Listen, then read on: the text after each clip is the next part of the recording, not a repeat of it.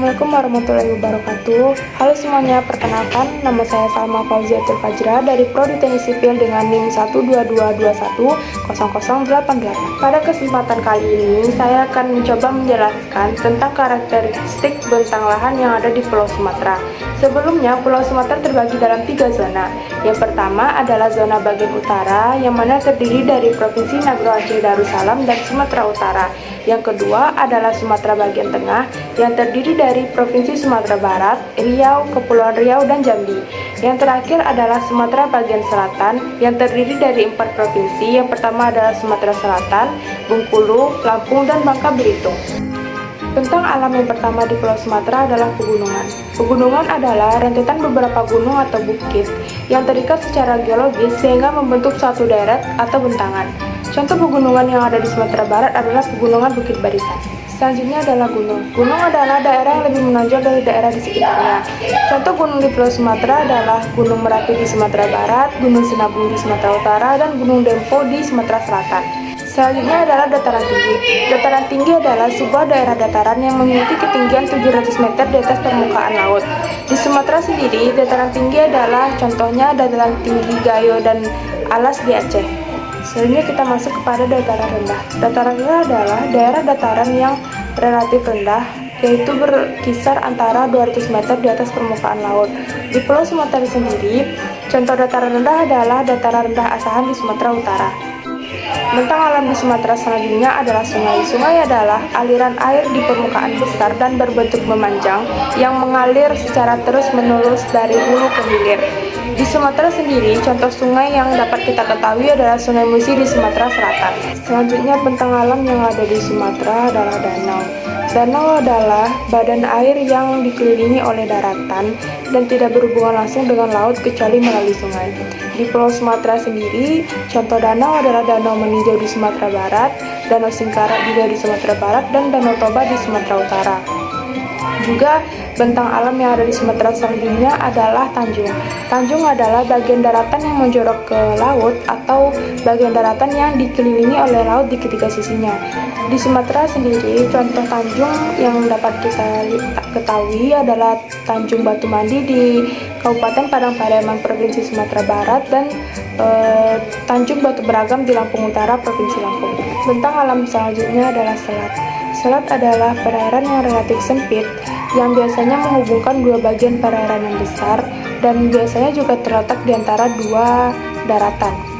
Contoh selat yang dapat kita ketahui adalah Selat Sunda yang menghubungkan Pulau Sumatera dan Pulau Jawa, Selat Karimata yang menghubungkan Pulau Sumatera dan Kalimantan. Juga ada teluk. Teluk adalah perairan yang menjorok ke daratan atau perairan yang dikelilingi oleh daratan di ketiga sisinya. Di Sumatera sendiri kita dapat mengetahui bahwa ada Teluk Bayor dan Teluk Aru di Sumatera Utara. Kondisi iklim Pulau Sumatera. Yang pertama, Pulau Sumatera ialah terletak di garis ekuator atau garis khatulistiwa. Yang kedua, presipitasi dan temperatur yang tinggi. Dan yang ketiga, iklim humid atau beriklim tropis. Jadi di beberapa bagian di Pulau Sumatera terdapat suatu daerah yang memiliki presipitasi dan temperatur yang tinggi. Jadi seperti di Sumatera bagian barat, yaitu curah hujan yang sangat tinggi dan kelembaban yang sangat tinggi disebabkan oleh pegunungan dan perbukitan. Kondisi lahan di Pulau Sumatera. 36% lahan di Sumatera masih tergolong atas hutan. Dan yang kedua, 33% dari lahan yang ada di Sumatera itu pertanian lahan kering. Dan 12% semak belukar atau perkebunan, dan sisanya pemukiman dan sawah. Namun seiring berkembangnya waktu belakangan ini penggunaan lahan hutan banyak mengalami perubahan menjadi semak belukar. Hal ini disebabkan karena adanya land clearing sebagai proses alih fungsi lahan dari hutan menjadi perkebunan atau pertanian lahan kering. Saya Ahmad Syafari, saya anggota kelompok 6. Di sini saya akan menjelaskan tentang bentang budaya Pulau Sumatera. Bentang budaya Pulau Sumatera meliputi segala fenomena di Pulau Sumatera yang berhubungan dengan aktivitas manusia seperti rumah, lahan, dan lain-lain. Nah, berbicara tentang rumah, Pulau Sumatera memiliki berbagai rumah adat yang tentunya memiliki keunikan, fungsi, dan ciri khasnya masing-masing. Pulau Sumatera memiliki beragam rumah adat, mulai dari rumah Aceh, rumah Sobobolon, rumah Gadang, rumah Selaso Jatuh Kembar, rumah Kajang Lakur, rumah Limas, rumah Bumbungan Lima, dan rumah Nuwa Sesat. Nah, sebagai contoh ialah rumah Sobobolon, yaitu rumah adat suku Batak di Sumatera Utara. Rumah Sobobolon menjadi simbol dari identitas masyarakat Batak yang merupakan salah satu suku terbesar di Indonesia.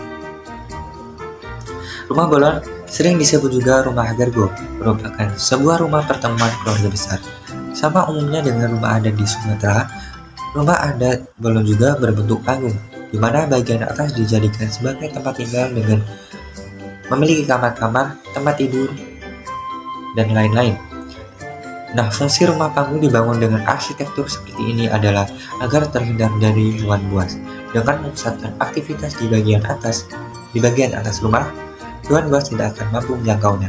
Setelah berbicara soal rumah, Pulau Sumatera juga memiliki banyak suku, di antaranya suku Aceh, suku Batak, suku Melayu, suku Minangkabau, suku Basemah, suku Ogan, suku Komering, dan suku Lampung.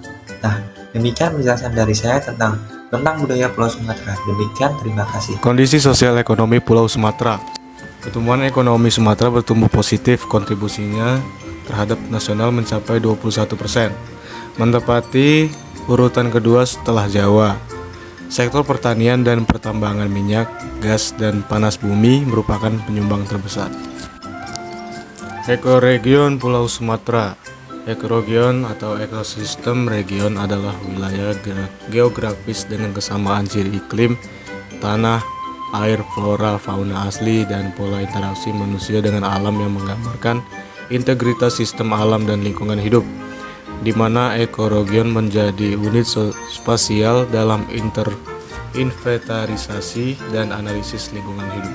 Perkenalkan, nama saya Andri Faldi dengan NIM 122210115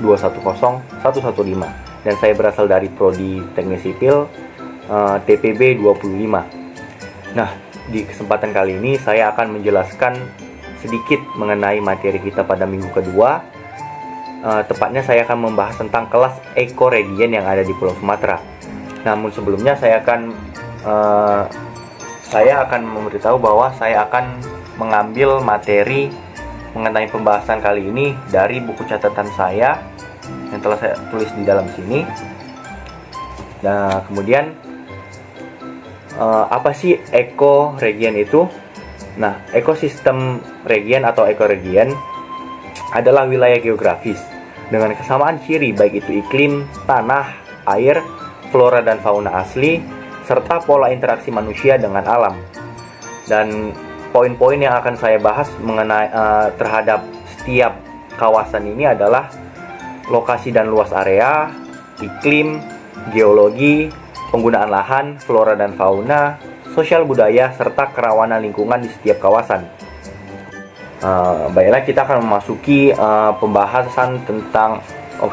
pembahasan mengenai dataran yang pertama, yaitu dataran Marin Sumatera. Nah, lokasinya ini terdapat di sepanjang Marin Timur dan Barat Pulau Sumatera dengan luas lebih dari 7.000 km persegi. Nah, untuk iklim di kawasan ini yaitu tropikal basah dengan suhu rata-rata tahunannya itu 26 hingga 28 derajat Celcius dan curah hujan dari 2000 hingga 2500 mm per tahun. Kemudian untuk geologinya yaitu endapan aluvium seperti pasir marin, lumpur marin, dan juga endapan organik. Kemudian untuk flora dan fauna, floranya itu atau tanaman dan tumbuhannya itu didominasi oleh tumbuhan mangrove atau bakau, sementara untuk fauna atau hewannya itu didominasi oleh jenis monyet. Kemudian untuk sosial budayanya, masyarakat di sana itu menerapkan pola kehidupan perairan, di mana memang pada dasarnya mereka bekerja dan bertahan hidup sebagai seorang nelayan. Kemudian di wilayah ini rawan akan banjir, gempa, dan juga tsunami, terutama di wilayah baratnya.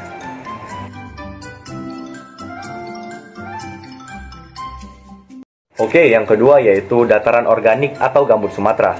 Untuk lokasinya, dia itu memanjang di sebelah timur Sumatera dengan luas lebih dari 74.000 km persegi. Sementara untuk iklimnya itu sama dengan kawasan sebelumnya, yaitu tropikal basah dengan suhu rata-rata tahunan 24 derajat hingga 28 derajat Celcius, dan curah hujannya ini antara 2000 hingga 300 mm per tahun. Dan untuk geologinya sama, yaitu endapan aluvium. Dan untuk penggunaan lahannya itu sebagai tempat pemukiman, pertanian sawah, serta perkebunan kelapa sawit. Kemudian flora dan faunanya, untuk floranya itu didominasi oleh hutan gambut, dan faunanya itu banyak terdapat ikan serta mamalia endemik khas kawasan tersebut. Untuk sosial budayanya, mereka berpola hidup atau masyarakatnya itu berpola hidup sebagai petani lahan basah, dan untuk rawan di wilayah tersebut, secara garis besar wilayah tersebut rawan akan banjir. Selanjutnya itu dataran ketiga, disebut dengan dataran fluvial Sumatera. Nah, untuk lokasi dataran ini terdapat di bagian timur dan barat Pulau Sumatera dengan luas lebih dari 82 km persegi.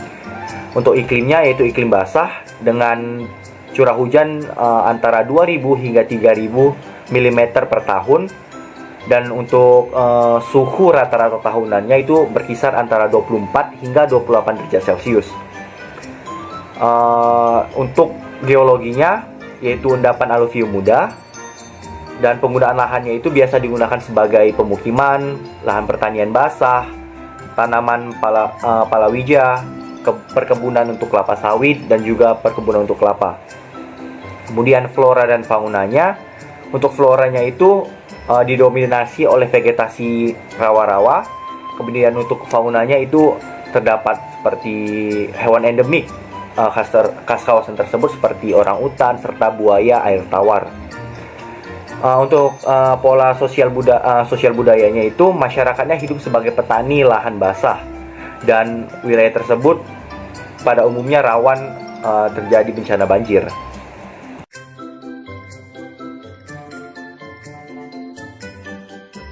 Dan yang terakhir yaitu dataran denodasional kompleks Bangka Belitung Natuna. Nah, sesuai dengan namanya, dataran ini terletak di Pulau Bangka, Pulau Belitung, Kepulauan Natuna, serta di bagian barat dari Provinsi Sumatera Barat. Untuk iklimnya sendiri, iklim dari kawasan ini yaitu tropikal basah dengan curah hujan rata-rata yaitu 2500 hingga 3000 mm per tahun, serta suhu rata-rata tahunan antara 26 hingga 30 derajat Celcius. Untuk geologinya, kawasan ini didominasi oleh sedimen batu pasir, dan penggunaan lahannya sendiri, masyarakat di sana biasa mengelola lahan ini sebagai tempat untuk pemukiman warga, kemudian pertanian lahan kering, perkebunan karet, dan juga perkebunan kelapa sawit. Sementara itu untuk flora dan faunanya, flora di kawasan ini merupakan jenis flora atau tumbuhan vegetasi, di mana banyak tumbuhan yang telah menyesuaikan hidup untuk berada di kawasan tersebut. Sementara untuk faunanya, itu terdapat hewan-hewan endemik yang hanya dijumpai di kawasan tersebut. Kemudian untuk sosial budaya, masyarakat yang berada di kawasan dataran denodasional kompleks Bangka Belitung Natuna ini memiliki pola hidup sebagai petani, dan juga mereka juga sering juga untuk berladang, memanfaatkan lahan-lahan yang ada di sana. Sementara untuk lokasi kawasan ini itu rawan akan erosi permukaan karena memang pada dasarnya wilayah ini dekat dengan pesisir pantai.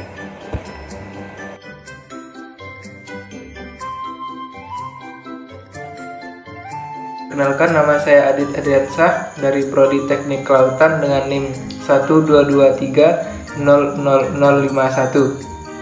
5. Dataran struktural jalur Bukit Barisan yang terletak di daerah perbukitan atau pegunungan yang secara umum terdapat di bagian timur Pulau Sumatera. Memiliki kultural pola hidup masyarakat yang bertani, lahan sawah, dan memiliki kerawanan lingkungan seperti banjir dan gempa bumi. 6. Dataran vulkanik jalur Bukit Barisan terletak di lereng kaki gunung berapi, yaitu di bagian utara Kaban Jahe, Pematang Siantar, dan Tebing Tinggi, tengah Simpang 4, dan selatan Lubuk Linggau, Batu Raja, Kota Bubi, dan Metro, Pulau Sumatera. Memiliki pola hidup bertani dan memiliki kerawanan lingkungan berupa letusan gunung berapi dan gempa bumi. 7. Perbukitan Danau Dasial Kompleks Babel Natuna. Ekoregion ini dijumpai di Pulau Bengkulu, Kepulauan Natuna, dan di sebelah barat laut Provinsi Sumatera Barat, dan memiliki banyak flora dan fauna seperti contohnya babi hutan, orangutan, harimau, tapir, dan berbagai jenis burung, vegetasi lahan lama, dan vegetasi monsum lahan pamah. 8. Perbukitan struktural Sumatera terletak di lereng tengah jalur Bukit Barisan, Kepulauan Riau, pulau-pulau di Marin Timur, Pulau Sumatera. 9. Perbukitan vulkanik jalur Bukit Barisan. Satuan Ekoregion Pulau Sumatera. Karakteristik Satuan Ekoregion Pulau Sumatera. Parameter dan deskripsi Satuan Ekoregion. Lokasi dan luas area. Terletak di sekitar lereng tengah gunung berapi jalur Bukit Barisan. Di antaranya Gunung Geuredong, Gunung Sinabung, Pulau Samosir, Gunung Merapi, Gunung Masurai, Gunung Kaba, dan Gunung Seminung. Luas perbukitan vulkanik ini adalah 17.828,19 km persegi. Klimatologi beriklim tropika basah, curah hujan tahunan 2.000 sampai 3.500 mm. Suhu udara rata-rata 20 sampai 26 derajat Celcius. Geologi, batuan beku vulkanik dan piroklastik. Geomorfologi, topografi berbukit, amplitude relief 0 sampai 300 meter, lereng curam 25 sampai 45%. Hidrologi, air tanah agak dalam. Tanah dan penggunaan lahan. Tanah dominan potlosik, latosol, dan andosol. Hayati, flora dan fauna. Berbagai tipe vegetasi alami seperti mahoni, rafflesia arnoldi, dan lain-lain. Fauna yang dengan daerah jelajah relatif luas, diantaranya gajah, badak, harimau, beruang madu, dan macan tutul, orang hutan, dan lain-lain. Kultural, sosial budaya, pola hidup petani atau berladang. Kerawanan lingkungan, gempa bumi dan aliran air lahar dan awan panas karena letusan gunung berapi.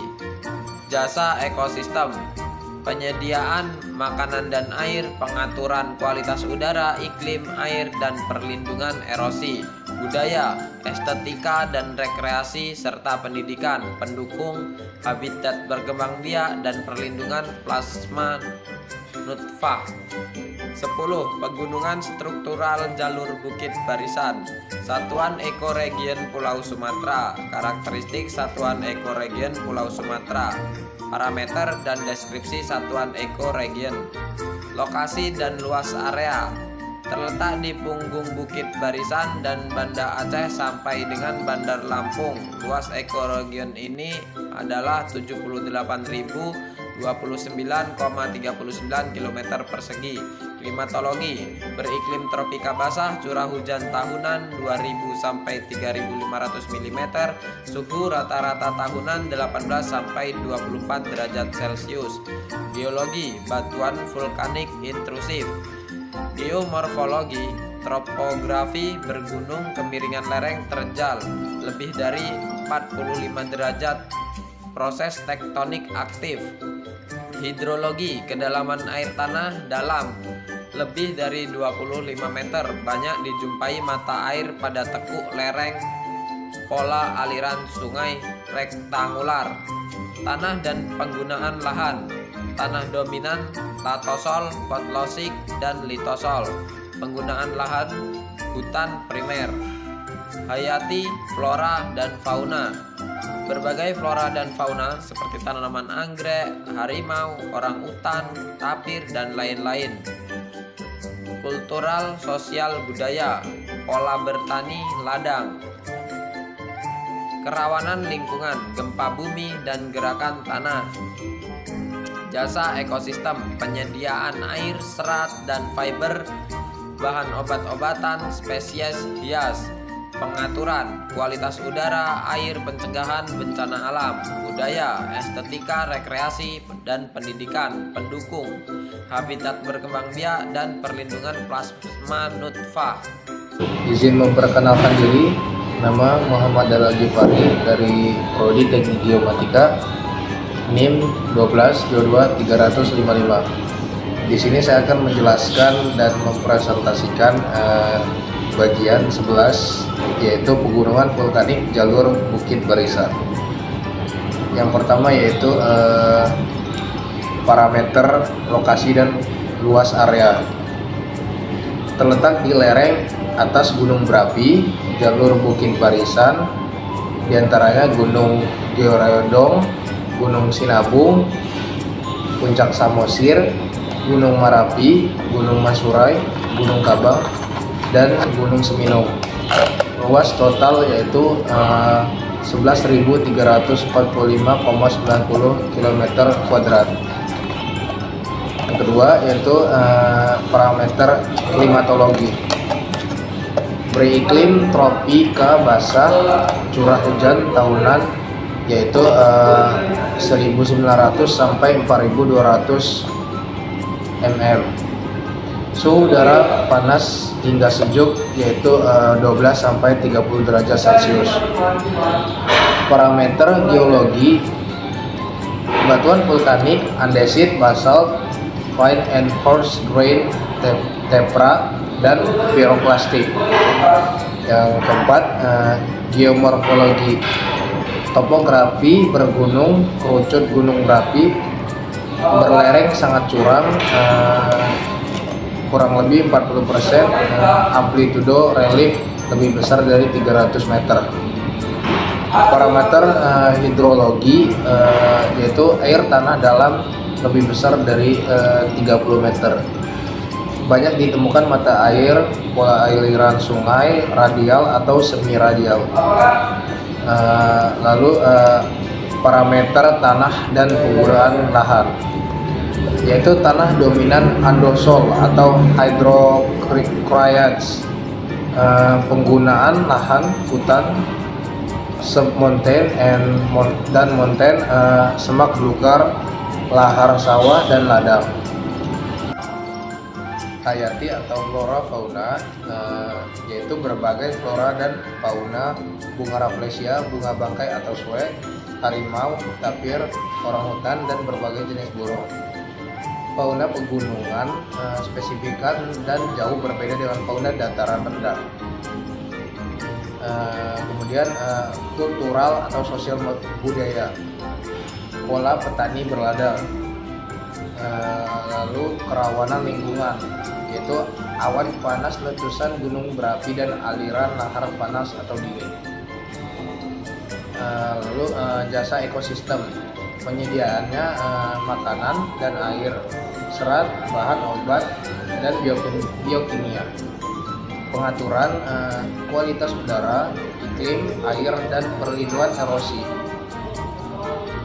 Budaya, rekreasi, estetika, dan pendidikan. Pendukung habitat berkembang biak dan perkembangan plasma nutfah. Itu saja dari saya. Assalamualaikum warahmatullahi wabarakatuh.